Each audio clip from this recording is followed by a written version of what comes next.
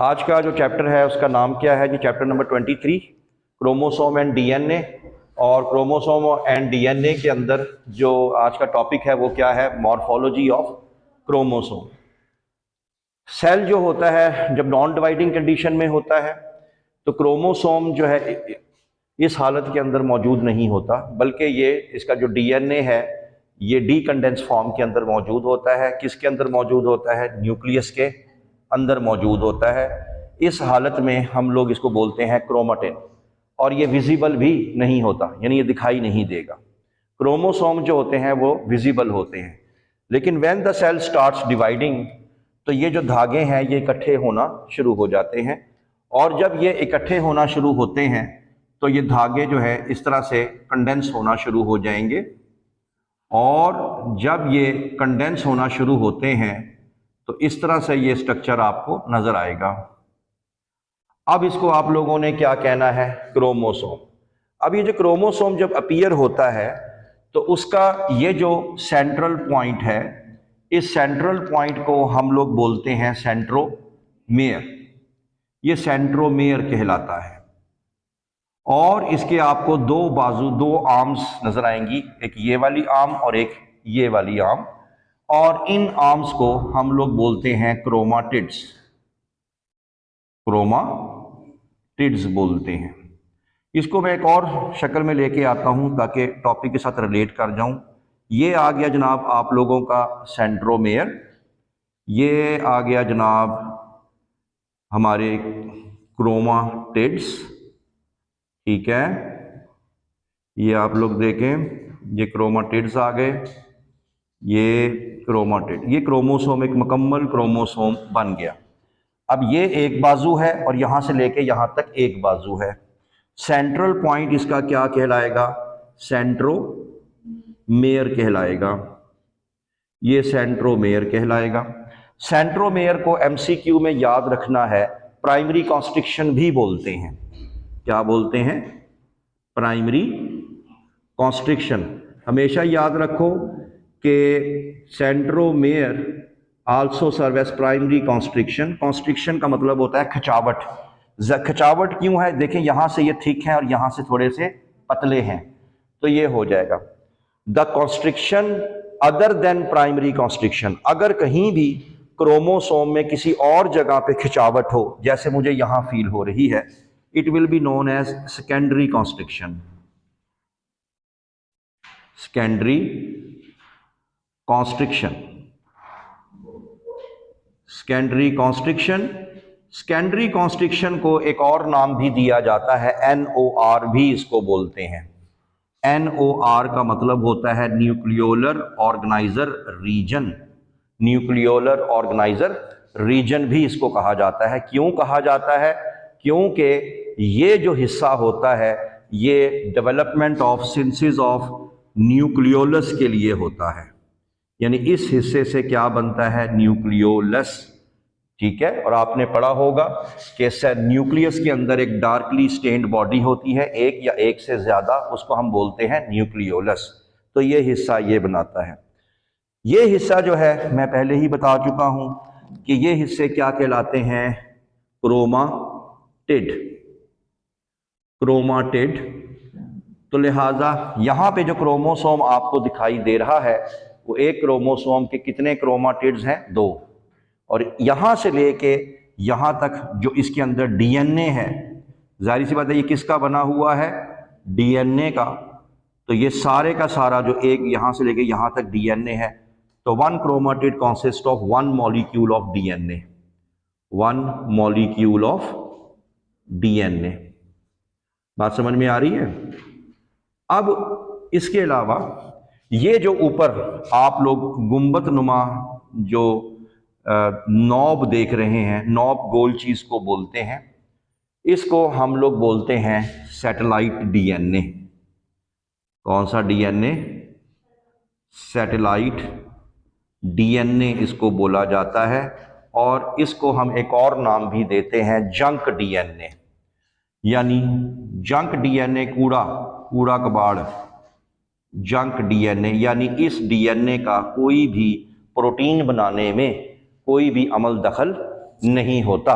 लिहाजा इसको हम लोग बोलते हैं जंक डीएनए। अब इसी तरह ये जो डीएनए इसके जो जिससे ये धागे बने हुए हैं, इसका जो किनारा होता है, ये देखें किनारे डीएनए के, ये किनारे जो हैं, क्योंकि सारा डीएनए है, इधर भी डीएनए है, तो इसका किनारा जो है इस तरह से मुड़ा होता है। ये जो किनारे डीएनए के इसके मुड़े होते हैं, इनको हम लोग बोलते हैं टीलोमर्स। क्या बोलते हैं? इनको टीलोमर्स बोलते हैं। टीलोमर्स का फायदा क्या है कि अगर ये डीएनए किनारे ओपन होते तो आपको पता है कि जो नाइट्रोजनस बेसिस हैं वो एक दूसरे को क्या करती हैं? अट्रैक्ट। तो क्या होता, हमारे पास 46 क्रोमोसोम है, वो एक दूसरे के साथ चिपक के एक क्रोमोसोम बना देते। तो ये आपस में चिपके ना, लिहाजा इनके किनारे क्या होते हैं? मुड़े हुए होते हैं। तो लिहाजा ये प्रिवेंट करते हैं, प्रिवेंट, ठीक है, attachment to other chromosomes, attachment with other chromosome, ताकि हमारा जो क्रोमोसोम है किसी दूसरे क्रोमोसोम के साथ अटैच ना हो। Prevent attachment with other chromosome. तो ये आप इसमें बताएंगे। अब ये जो क्रोमोसोम आपने देखा और इसमें आपने देखा कि ये हमारे पास ये जो हिस्सा है ये क्या कहलाता है? Secondary constriction. याद रखना, किसी भी जानदार के अंदर, सेल के अंदर, ये जो NOR होता है हर एक में नहीं होता। अगर आपके पास 46 क्रोमोसोम है तो सिंगल पेयर कोई होगा जिसके अंदर ये रीजन होगा, बाकी सब में नहीं होता। तो वन होमोलोगस क्रोमोसोम जो है, वन होमोलोगस क्रोमोसोम, उसके अंदर ये रीजन होता है सिर्फ, बाकियों में नहीं होता। बात समझ में आ गई? तो ये है जी क्रोमोसोम का स्ट्रक्चर जो आपके सामने आया। कोई ऐसी बात जो मैंने ना डिस्कस की हो अभी तक? सारी डिस्कस हो गई हैं, एड्रेस हो गई हैं। जंक डीएनए ये हो गया। अब अगर ये सारी बातें हो गई हैं तो साथ ही एक शॉर्ट क्वेश्चन कर लेते हैं इसी के रिलेटेड, और वो है classification of chromosome according to the position of centromere. तो अब हम लोग देखेंगे classification of chromosome, classification of chromosomes. Chromosomes कितनी तरह के होते हैं, लेकिन बेस क्या बनानी है? Classification of according to location of, हाँ जी, लोकेशन ऑफ सेंट्रोमेयर, सेंट्रोमेयर के एतबार से। तो आप लोग ये बताएंगे कि क्रोमोसोम जो हैं वो 4 तरह के हैं, और वो 4 इकसाम कौन सी हैं? पहली किस्म है उसको हम लोग कहते हैं टीलोसेंट्रिक क्रोमोसोम। कौन सा? Telocentric chromosome. टीलोसेंट्रिक क्रोमोसोम में आपने क्या बताना है कि आप लोगों में इस क्रोमोसोम जो है उसका जो सेंट्रोमेयर होता है वो एट द टिप होता है। Centromere is present at the tip of the chromosome. या अगर मैं 2 क्रोमाटिड्स बनाऊं तो मैं यूं बनाऊंगा, ये इधर सिंगल क्रोमाटिड बनाया है, इधर मैं कितने क्रोमाटिड्स बनाऊंगा? 2। ठीक हो गया? यानी ये या ये कंडीशन, ये सिंगल क्रोमाटिड के साथ है, ये 2 के साथ है। बात फॉलो कर गए? ये होता है। एक होता है acrocentric chromosome. Acrocentric chromosome. Acrocentric chromosome में क्या होता है कि जो सेंट्रोमेयर होता है वो नियर टू द टिप होता है, नियर टू द टिप। मिसाल के तौर पे ये सिंगल क्रोमाटिड से ही बना के दिखा देता हूं। ये देखें, ये देखें, ये इसका सा, ये देखें, ये इसका हिस्सा, यानी बिल्कुल जो क्रोमाटिड है उसकी कहां पे है? टिप पे है। बात समझ में आ गई? इसको 2 के साथ बनाना है तो मैं 2 के साथ ही बना के दिखाऊंगा। ये एक बिल्कुल छोटा सा क्रोमाटिड इस साइड पे, और यहां पे ये देखें, यानी अगर आप ये देखें, ये एक क्रोमाटिड हो गया, ठीक है, जिसमें से एक आर्म, छोटी आर्म और एक लॉन्ग आर्म। ये पूरी एक आर्म होती है ना, ये पूरी एक आर्म होती है, जैसे मैंने क्या बताया था, ये पूरी क्या है, एक बाजू है, और ये बाजू तो है लेकिन एक आर्म बिल्कुल छोटी और एक आर्म बड़ी। तो इस तरह के जो क्रोमोसोम है इनको क्या बोलेंगे, एक्रोसेंट्रिक। कुछ क्रोमोसोम ऐसे भी होते हैं जिनको हम लोग कहते हैं सब मेटासेंट्रिक, सब मेटासेंट्रिक क्रोमोसोम। सब मेटासेंट्रिक क्रोमोसोम जो होते हैं उसमें हम लिखेंगे ये कि सेंट्रोमेयर इज ऑलमोस्ट, ऑलमोस्ट का मतलब है not equal but almost in the middle of the chromatid, यानी तकरीबन तकरीबन दरमियान में होता है, लेकिन not exactly in the middle, not exactly in the middle. बात समझ में आ रही है? यानी तकरीबन तकरीबन दरमियान में होता है, लेकिन फिर भी एक बाजू जरा सी छोटी और एक बाजू जरा सी उससे लंबी होगी। इसको हम कहते हैं सब मेटासेंट्रिक क्रोमोसोम। और एक होता है जिसको हम कहते हैं metacentric chromosome, metacentric chromosomes. Metacentric chromosome में जो सेंट्रोमेयर होता है वो एग्जैक्टली इन द मिडल होता है। एग्जैक्टली इन द मिडल से मुराद ये है कि जितनी लंबाई उसकी यहां पे होगी बाजू की, उतनी ही बाजू की लंबाई दूसरी साइड पे भी होगी। या अगर मैं दोनों बना के दिखा दूं तो फिर ऐसे, यानी एग्जैक्टली जो बाजू जितनी ऊपर है उतनी ही बाजू नीचे है। तो ये आपका होगा शॉर्ट क्वेश्चन एमसीक्यू। तो according to the location of the centromere the chromosomes are of 4 types, telocentric, acrocentric, submetacentric and metacentric. बात में आ गई? तो ये तो था स्ट्रक्चर के हवाले से। नेक्स्ट टॉपिक कौन सा आ रहा है जरा देखिएगा। हाँ जी, नेक्स्ट जो इसी में ही जो टॉपिक आपका आ रहा है वो है कंपोजिशन ऑफ क्रोमोसोम। तो कंपोजिशन से पढ़ेंगे इसको। तो टॉपिक का नाम आ गया जी कंपोजिशन। तो कंपोजिशन से मुराद हम लोग ये लेते हैं कि केमिकली ये किस चीज के बने होते हैं। तो कंपोजिशन ऑफ क्रोमोसोम, क्रोमोसोम जो है आमतौर पे 2 चीजों से बने होते हैं मेनली। एक होता है इसमें डीएनए। डीएनए की जो मिकदार होती है क्रोमोसोम के अंदर वो होती है 40%, जबकि प्रोटीन भी होता है और प्रोटीन की मिकदार होती है 60%। ठीक हो गया?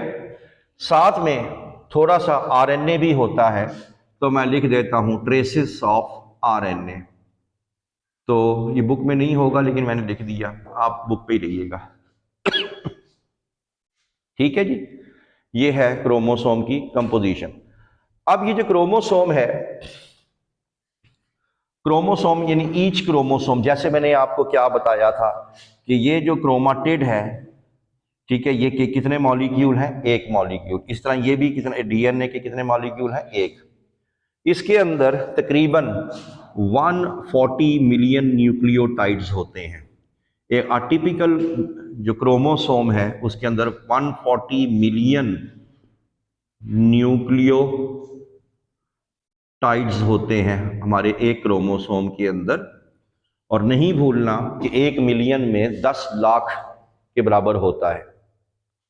तो एक क्रोमोसोम के अंदर 140 मिलियन न्यूक्लियोटाइड्स, यानी एडेनिन, गुआनिन, साइटोसिन, थायमिन कितनी बार आएगा? 140 मिलियन दफा। ठीक है, तो ये आपने बताना है। कहने वाले ये कहते हैं कि अगर आप एडेनिन, गुआनिन, साइटोसिन, थायमिन को 140 दफा कंप्यूटर में टाइप करें, 140 दफा टाइप करें, टाइप करने के बाद उसका प्रिंट निकाल लें, तो इसकी तकरीबन 280 बुक्स बन जाएंगी। 280 बुक्स बन जाएंगी। और इस बुक से तो इस तरह से ये बनेंगे, यानी 140 मिलियन न्यूक्लियोटाइड्स पे मुश्तमिल होता है क्रोमोसोम। और अगर क्रोमोसोम को अगर आप लोग बाहर निकालें सेल से बाहर निकालें और उसको लंबाई की रेख ओपन करना शुरू करें, क्योंकि ये धागे क्या होते हैं, लिपटे हुए। इनको अगर आप खोलें इस डीएनए को, तो इसकी जो लेंथ बनती है वो बनती है 5 सेंटीमीटर। बात समझ में आ गई? तो ह्यूज जो information is present on the chromosome. Chromosomes are also over heredity material. अब हम लोगों ने इसको देखना है कि क्रोमाटिन से क्रोमोसोम्स जो हैं बनते कैसे हैं, जो मेन टॉपिक है, जो समझने वाली चीज़ है, तो वो अभी हम देखते हैं। तो सबसे पहले हम क्रोमोसोम्स के कुछ लेवल्स चेक करेंगे, और लेवल्स में आप लोग देखें कि क्रोमोसोम बनते कैसे हैं और किस किस स्टेप से होके गुजरते हैं, तो ये आपने बताना है। तो सबसे पहले आप ये बता दें कि क्रोमोसोम जो है, आपको लास्ट भी बताया था कि ये हमारा सेल है, this is our cell. Cell के अंदर क्या है, न्यूक्लियस, और न्यूक्लियस के अंदर क्या चीज थी, क्रोमाटिन मटेरियल। ऐसे ही है, थ्रेड लाइक स्ट्रक्चर्स। ठीक है। अब ये जो डीएनए है, इस जो डीएनए है ये, इसको मैं बाहर निकालता हूं। ये हमारा डीएनए आ गया यहां पे। तो आप लोग ये देखें, ये हमारा डीएनए मैं बना देता हूं। This is the DNA, thread like structure. DNA itself जो होता है, ये लिपटा हुआ होता है एक प्रोटीन के गिर्द, और इस प्रोटीन को हम लोग बोलते हैं हिस्टोन प्रोटीन्स। क्या बोलते हैं? These are the histone protein. तो ये हमारे पास क्या चीज आ गई, डीएनए। ये डीएनए आ गया, और ये किसके गिर्द लिपटा हुआ है, किसके, हिस्टोन प्रोटीन के गिर्द लिपटा हुआ है। पहले तो आपने एमसीक्यू में बताना है कि ये इसके साथ चिपकता क्यों है। डीएनए पे याद रखना है, इस पे फॉस्फेट ग्रुप होता है, फर्स्ट ईयर में भी आपने पढ़ा था, और इस पे चार्ज होता है नेगेटिव चार्ज। कौन सा चार्ज? Negative charge. प्रोटीन आपने फर्स्ट ईयर में पढ़ा था, ये बने होते हैं किससे, प्रोटीन है तो किससे बने होंगे, अमाइनो एसिड्स के साथ बने होते हैं। और अमाइनो एसिड्स दो तरह के इसमें होते हैं। नंबर 1 एमसीक्यू में याद रखना है, एक का नाम है आर्जिनिन, और दूसरा कौन सा है, लाइजीन। आर्जिनिन एंड लाइजीन, और इन दोनों के ऊपर पॉजिटिव चार्ज होता है। कौन सा चार्ज होता है?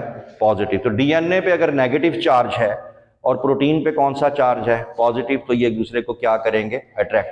और ये भी याद रखें कि जहां पे इन दोनों का कॉम्बिनेशन है, जैसे ये देखें यहाँ पे मेरी ये फिंगर्स हैं, ये डीएनए है, लेकिन अगर ये डीएनए देखें, ये डीएनए बाकी डीएनए से डिफरेंट है। वो क्यों? कि ये भी तो डीएनए है, ये भी डीएनए है, लेकिन ये डीएनए जो है किससे लिपटा हुआ है, प्रोटीन से। दोनों के कॉम्बिनेशन को हम बोलेंगे न्यूक्लियोसोम। क्या बोलेंगे? यानी डीएनए प्लस प्रोटीन, यानी histone protein will be equal to nucleosome. तो ये न्यूक्लियोसोम कहलाएगा, शॉर्ट क्वेश्चन आपका बनेगा। बात समझ में आ गई है? मुश्किल बात तो नहीं लग रही? तो ये न्यूक्लियोसोम कहलाएगा। ठीक है। अब याद रखना, एक फेज आता है इंटरफेज के अंदर। इंटरफेज, सेल डिवीजन से पहले एक फेज होता है इंटरफेज। जब इंटरफेज आता है, इंटरफेज में एक फेज होता है एस फेज। कौन सा फेज? S phase. आपको मैं 9th क्लास याद करवा देता हूं। इंटरफेज के फेज आपने पढ़े थे, G1 फेज होता है, एस फेज होता है, G2 फेज होता है। एस फेज के अंदर सिंथेसिस होती है। क्या होती है? सिंथेसिस, यानी सिंथेसिस ऑफ डीएनए। यानी इस फेज के अंदर डीएनए ने डबल होना होता है। तो उस टाइम याद रखिएगा, उस टाइम जब डीएनए ने डबल होना होता है तो डीएनए जो है वो अलग हो जाता है, ताकि ये क्या हो सके, डबल हो सके, और इसके हिस्टोन प्रोटीन जो हैं वो क्या हो जाते हैं, अलग हो जाते हैं। लेकिन जैसे ही एस फेज खत्म हो जाता है, यानी G1 फेज आ जाए, G2 फेज आ जाए, तो ये दोबारा से इसके गिर्द लिपट जाते हैं। समझ आ गई ना, क्योंकि जब इसने रेप्लिकेट होना है तो वो कहना मनु कल्ला छाड़ दो मैं रेप्लिकेट हो जाऊँ, समझ आ गई बात की। लेकिन बाद में दोबारा क्या हो जाएगा, तो ये कौन सा फेज बताया मैंने, एस फेज। अच्छा, अब इसमें इसका लेवल अब हम पढ़ने लगे थे, तो इसमें सबसे पहले हम स्टार्ट करते हैं डीएनए से। तो डीएनए से अगर हम बात करें तो ये हमारा जनाब आ गया DNA, this is over DNA. DNA आप पढ़ चुके हैं, it is a double helical strand. तो ये हमारे पास क्या चीज आ गई, डीएनए। डीएनए का यहां से कहानी स्टार्ट करेंगे और यही आपका बेसिक टॉपिक है। पहला लेवल जो होगा, डीएनए का जो डायामीटर होता है वो होता है 2 नैनोमीटर। कितने नैनोमीटर, 2 नैनोमीटर। तो डीएनए का डायामीटर होता है 2 नैनोमीटर। बात समझ में आ गई। उसके बाद जो नेक्स्ट लेवल आता है वो उस लेवल का नाम है कौन सा जी, nucleosome string. Nucleosome string, string मैंने धागा। तो क्या होगा न्यूक्लियोसोम स्ट्रिंग में कि ये डीएनए जो है, इसको मैं एक ही बना देता हूं क्योंकि ताकि चीजें आसान रहें, आपने यही तसव्वुर करना है ये क्या है, डबल हेलिकल। तो ये किसके गिर्द लिपटना शुरू हो जाता है, हाँ जी, हिस्टोन प्रोटीन के गिर्द। तो ये हमारे पास आ गया कौन सा protein, histone protein. This is red one, ये आ जाएगा हिस्टोन प्रोटीन। और आपने अभी पढ़ा कि डीएनए और हिस्टोन जो है क्या कहलाता है, न्यूक्लियोसोम कहलाता है। ठीक है जी, तो ये न्यूक्लियोसोम स्ट्रिंग कहलाएगा। इससे पहले कि मैं आपको थोड़ा सा आगे लेके चलूं, पहले मैं आपको यहां थोड़ा सा बातें बता दूं। ये तो मैंने बता ही चुका हूं कि डीएनए पे कौन सा चार्ज होता है, नेगेटिव, और प्रोटीन पे कौन सा चार्ज होता है, पॉजिटिव। ये जो हिस्टोन प्रोटीन्स होते हैं ये बेसिकली 8 होते हैं। कितने होते हैं, 8। जैसे सपोज मैं बनाने की कोशिश करता हूं, ये हो गए कितने हिस्टोन प्रोटीन्स, 2। ऐसा ही है, इस तरह ये कितने हो गए, 4। इस तरह ये कितने हो गए, 8। 1 2 3 4, ये नहीं समझने, 8 हैं। ये कितने हैं, 8 हैं।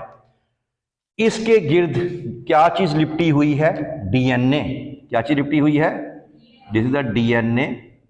और ये देखें, ये डीएनए लिपटा हुआ है इसके गिर्द, इस तरह से करके। तो आपने याद रखना है कि हिस्टोन प्रोटीन बेसिकली कितने मोती हैं, 8।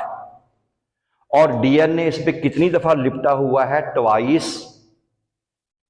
कितना लिपटा हुआ है, ट्वाइस लिपटा हुआ है। एक दफा बल खाया, फिर दूसरी दफा बल खाया। और यह भी याद रखना है, इस चक्कर के अंदर तकरीबन जो लिपटे होते हैं, तकरीबन 200 न्यूक्लियोटाइड्स लिपटे होते हैं। 200 न्यूक्लियोटाइड्स किसके गिर्द लिपटे हुए हैं, प्रोटीन के गिर्द। चक्कर कितने, 2। और डीएनए अगर न्यूक्लियोटाइड्स की मिकदार निकालें तो कितना, ट्वाइस और 200। बात समझ में आ गई। अब प्यारे बच्चों, जैसे कि ये आपके सामने है, ये क्या है, न्यूक्लियोसोम। ये क्या है, न्यूक्लियोसोम। ये भी क्या है, न्यूक्लियोसोम। ये भी क्या है, न्यूक्लियोसोम। इन न्यूक्लियोसोम्स के दरमियान वाला जो डीएनए होता है, जैसे ये वाला है, इसको बोलते हैं लिंकर डीएनए। कहना भी चाहिए लिंकर डीएनए। ये लिंकर डीएनए कहलाएगा। इसलिए कहलाएगा क्योंकि 2 न्यूक्लियोसोम्स को ये आपस में क्या कर रहा है, जोड़ रहा है। ओके होगी बात।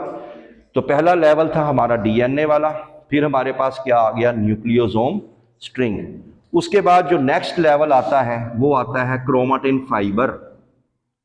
Chromatin fibre. क्रोमाटिन फाइबर में ये क्या होते हैं, ये मजीद आपस में कंडेंस होना शुरू हो जाते हैं, जस्ट लाइक दिस वन। ये देखें, ये देखें, थोड़े से मजीद इकट्ठे हुए। ये देखें, ये देखें, ये कुछ इस तरह से ये इकट्ठे होना शुरू हो जाते हैं। बात मेरी समझ में आ रही है भाई? समझ आ रही है प्यारे बच्चों? तो ये देखें, और ये कैसे इकट्ठे होंगे? ये धागा है, जैसे मैं हूँ, मेरे गिर्द क्या लिपटा हुआ है? धागा। आई एम रोटेट, जब मैं ऐसे करूँगा तो धागा क्या होगा? इकट्ठा होगा। तो यहाँ भी ऐसे ही होगा। बात समझ में आ गई? तो लिहाजा ये आ गया जनाब ऐसे करके रोटेशन। तो जब ये मज़ीद कंडेंस हो जाए और इसका डायामीटर हो जाए, अच्छा न्यूक्लियोसोम स्ट्रिंग का डायामीटर बताना है, इस तरह जुड़ने के बाद इसका डायामीटर हो जाएगा 10 नैनोमीटर। कितने नैनोमीटर? 10 नैनोमीटर। यानी जाहिर बात है वो इकट्ठा हो गया ना थोड़ा सा उसके इर्द गिर्द। अब ये मजीद इकट्ठा हो गया तो इसकी मोटाई मजीद बढ़नी चाहिए, कम होनी चाहिए? हाँ जी, बढ़नी चाहिए। तो प्यारे बच्चों ये देख लें, ये हमारे पास हिस्टोन प्रोटीन आ गए और अब इसका डायामीटर हो जाएगा कितना वाला? 30 नैनोमीटर। साथ साथ चेक भी करते रहिएगा वैल्यू के, ऐसे ही है, 30 नैनोमीटर इसका डायामीटर हो जाएगा। समझ आ गई? अब यहां पे क्रोमाटिन के दो हिस्से बनेंगे। एक वो इकट्ठा हिस्सा जो कि बहुत इकट्ठा हो चुका है और न्यूक्लियर हिस्टोन प्रोटीन के इर्द गिर्द लिपटा हुआ है, जैसे ये बहुत ज़्यादा इकट्ठा हुआ हुआ है, ये बहुत ज़्यादा इकट्ठा हुआ हुआ है, ऐसे हिस्सों को बोलते हैं हेटेरोक्रोमाटिन। क्या बोलेंगे?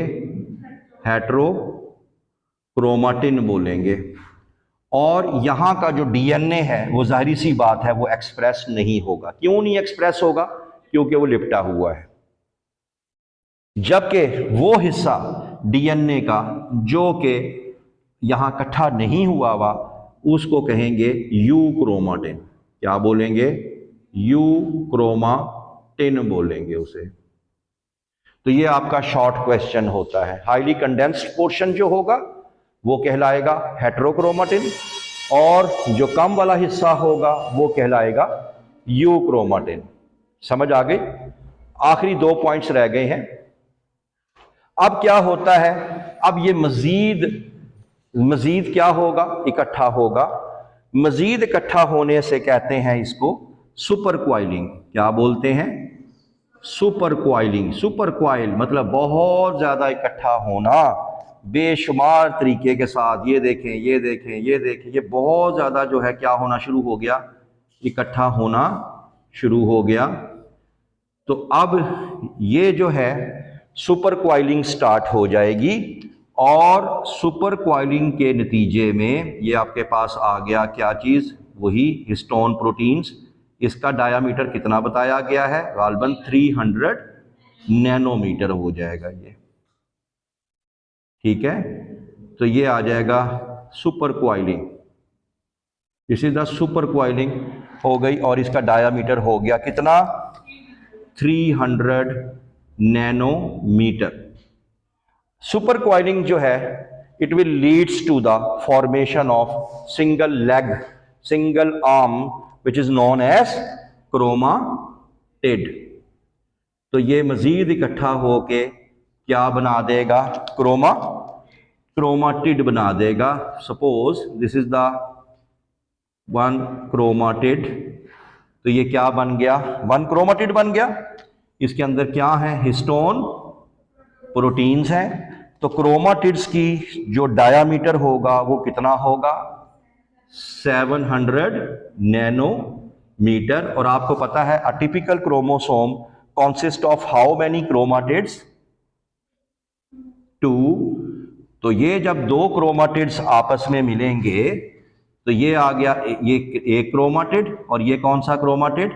दूसरा क्रोमाटिड। तो अगर एक क्रोमाटिड 700 नैनोमीटर का है तो दो क्रोमाटिड्स कितने नैनोमीटर के होंगे? तो 1400 नैनोमीटर में जाके इसका रिजल्ट आएगा।